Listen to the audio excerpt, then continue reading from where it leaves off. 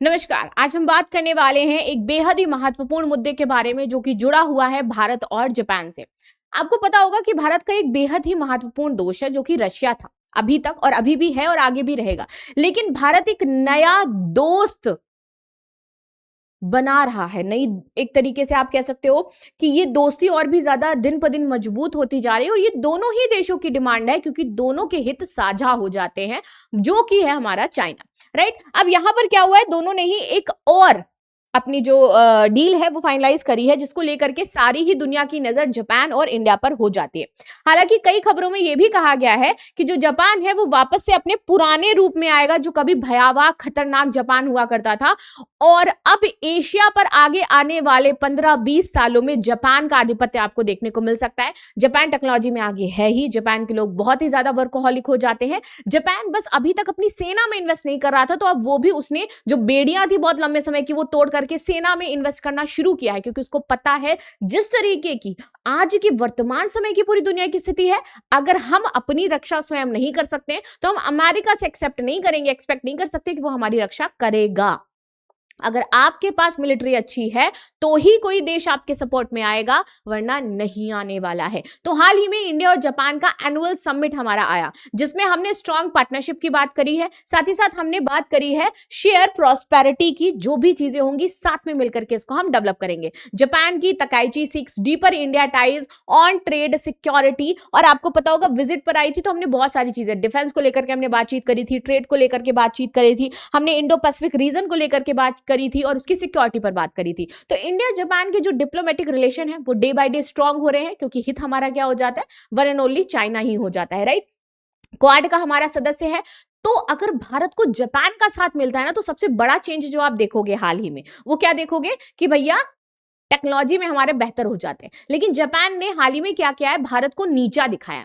हाल ही में मतलब ये मिलकर के गए हैं, सारी चीज हुई और अचानक से वहां के एक टेक्नीशियंस कहते हैं कि इनकी जो बुलेट ट्रेन है उसमें बहुत ज्यादा ये लोग डिले कर रहे हैं, बहुत ज्यादा लेट कर रहे हैं। तो जैसे ही उनके ये कमेंट आते हैं, इंडिया भी इसको रिप्लाई करता है, तो उसको बैलेंस कर लिया जाता है, क्योंकि अभी ही हमारा रिलेशनशिप थोड़ा थोड़ा बनना शुरू हुआ था। इसलिए डिफेंस सिक्योरिटी की बात करें तो डिफेंस डायलॉग और जॉइंट एक्सरसाइज पर हम लोगों ने बात करी है। इकोनॉमिक कॉर्पोरेशन यानी कि ट्रेड, इन्वेस्टमेंट और ओडीआई हम अच्छे करेंगे, और कल्चरल टाइज में हम पीपल टू पीपल जो कॉन्टैक्ट है उसको बढ़ाएंगे।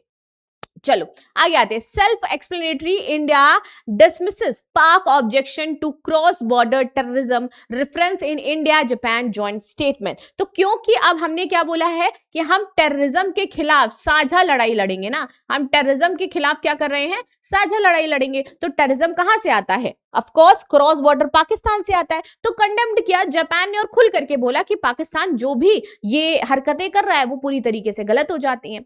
और भारत की एक मास्टर स्ट्रोक चाल हो जाती है कि भारत जापान को अपने पाले में लेकर के आ रहा है। टेक्नोलॉजिकली भी इंडिया स्ट्रांग बनेगा, और प्लस समर्थन करने वाले पड़ोसी देशों में, और एक तो चाइना का ही पड़ोसी देश हो जाता है। जैसे चाइना ने हमारे पड़ोसी देशों को अपने पाले में रखा है, वैसे इंडिया चीन के पड़ोसी देशों को अपने पाले में ले रहा है, ताकि अगर वो हमारे ऊपर कोई भी एक्शन ले तो हम उसके ऊपर डबल एक्शन लेने की स्थिति में आ जाए। अब जैसे ही ये बोलती है कि क्रॉस बॉर्डर टेररिज्म हो रहा है, वैसे ही पाकिस्तान वापस से बौखला आ जाता है। पाकिस्तान कहता है कि ये जो पाकिस्तान की जो फॉरेन मिनिस्टर है वो कहते हैं कि जापान की तरफ से ये जो स्टेटमेंट दिए गए हैं ये बहुत ही ज्यादा गलत हो जाते हैं, और जापान शायद भूल गया है कि वो इतिहास में क्या करता था और कैसा था, और उसने पूरी दुनिया में क्या कर रखा था, आतंक मचा रखा था।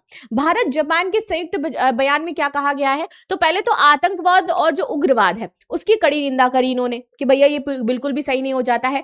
पाकिस्तान को डायरेक्ट टारगेट किया गया और बोला गया, दोनों नेताओं ने पाकिस्तान में होने वाले सीमा पार आतंकवाद को बोला है कि इसको कम करना चाहिए। पहलगांव आतंकी हमले की निंदा करी जो इंडिया चाहता था, और उसके लिए उसने पूरे वर्ल्ड में डायलॉग भेजे थे, डेलीगेशन भेजा था अपना, डायलॉग कह रही हूँ, that is called the delegation. जब हम अपने राजनेताओं का एक समूह भेजते हैं और वहां पर उनको बताते हैं जाकर के कि क्या क्या सिचुएशन है और कैसे कैसे, that is called the delegation. वो भेजा था इंडिया ने और सफल भी रहा था। संयुक्त बयान का व्यापक संदेश था कि भारत और जापान आतंकवाद के विरुद्ध हैं।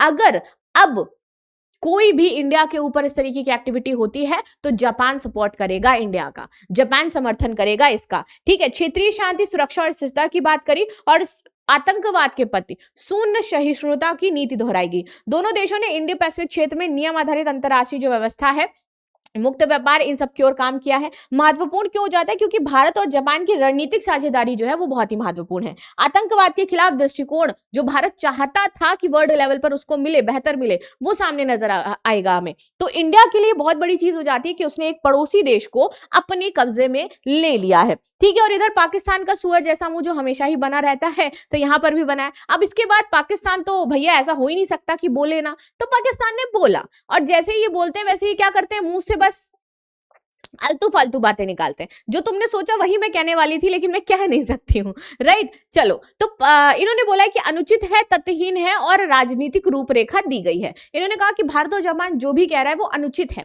मतलब हम तो फैलाते ही नहीं आतंकवाद, हम तो बहुत दूध के धुले हुए इंसान हो जाते हैं और हमने आज तक आतंकवाद नहीं फैलाया है, ये इनका कहना है। जबकि हाल ही में जैश ए मोहम्मद ने स्टेटमेंट जारी किया था कि भारत पर अब हम समुद्र से हमला करने वाले हैं। ये स्टेटमेंट था जैश ए मोहम्मद, जो कि टेरर ऑर्गेनाइजेशन है और पाकिस्तान में पल रही है, और फिर भी ये कहेंगे कि नहीं भैया मेरा तो कोई इन्वॉल्वमेंट ही नहीं है। स्ट्रॉन्ग डीमरेच दर्जा बताया। इस्लामाबाद ने जापान सरकार के समक्ष स्ट्रॉन्ग डीमरेच यानी कि औपचारिक कड़ा राजनयिक विरोध दर्ज कराया है। भविष्य में ऐसे बयानों से बचने की अपील की है कि जब मतलब तुम धमकी किसको दे रहे हो यार, जापान को? थोड़ा अपनी इकोनॉमी की औकात देख लो, थोड़ा जापान को देख लो। मुझे लगता है तुमसे वो 500 साल आगे होगा, राइट। चलो, क्षेत्रीय शांति के अनुकूल नहीं, इनका कहना है कि आप क्षेत्रीय शांति के अनुकूल बातचीत नहीं कर रहे हो। पाकिस्तान का मानना है कि इस प्रकार की बयानबाजी से क्षेत्रीय शांति और सहयोग की भावना को नुकसान पहुंचता है, जबकि पूरी दुनिया जान रही है कि ग्लोबल टेररिज्म इंडेक्स में पाकिस्तान टॉप पर था। 6% आतंकवाद यहाँ पर बढ़ा है, रैंक 1 पर आ गया है, और ये कह रहे हैं कि हमारे यहाँ तो आतंकवाद फैलता ही नहीं है। मतलब कोई अगर दोगला देश हो सकता है तो वो पाकिस्तान ही हो सकता है, जो ऐसे मुखौटे लेकर के बैठा हुआ है।